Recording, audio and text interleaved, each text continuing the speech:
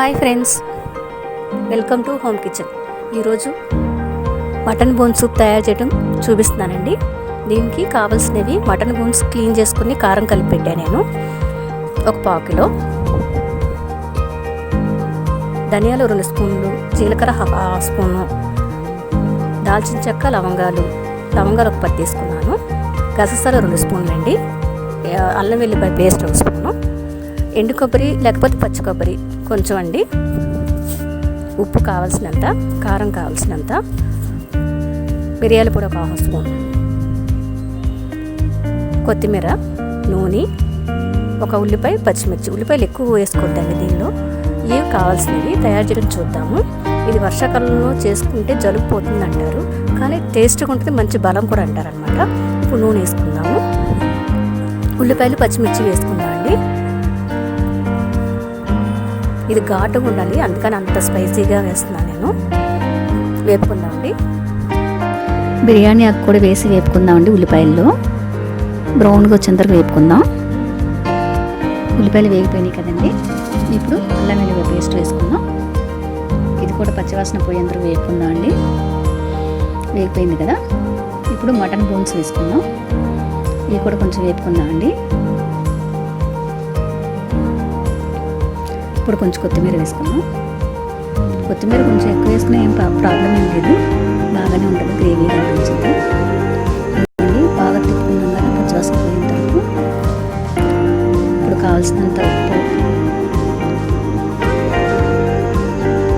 కారం అండి. నేను వేసుకున్న కారం చాలలేదు, ఇంకా 1 స్పూన్ వేసుకున్నాను. ఒకసారి తిప్పుకొని ఒక 1/2 లీటర్ వాటర్ పోసుకోవాలి. సూప్ కదండి, నీళ్ళు ఎక్కువ పడతాయి. ఇప్పుడు మూత పెట్టుకుని విజిల్ రానిద్దాం. ఒక 5-6 విజిల్ రావాలి.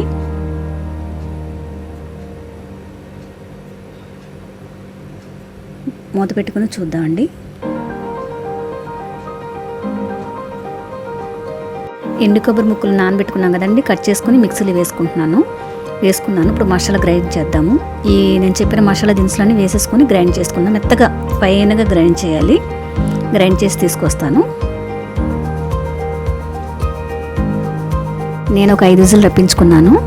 ఇప్పుడు బోన్స్ ఉడికినాయో లేదు చూద్దామండి. చూడండి, ఉడికిపోయింది నాకు తెలిసి. చూడండి, మంచి కలర్ వస్తుంది. ఇప్పుడు మనం గ్రైండ్ చేసుకున్నాం కదా, మసాలా అంతా వేసేసుకుందాం.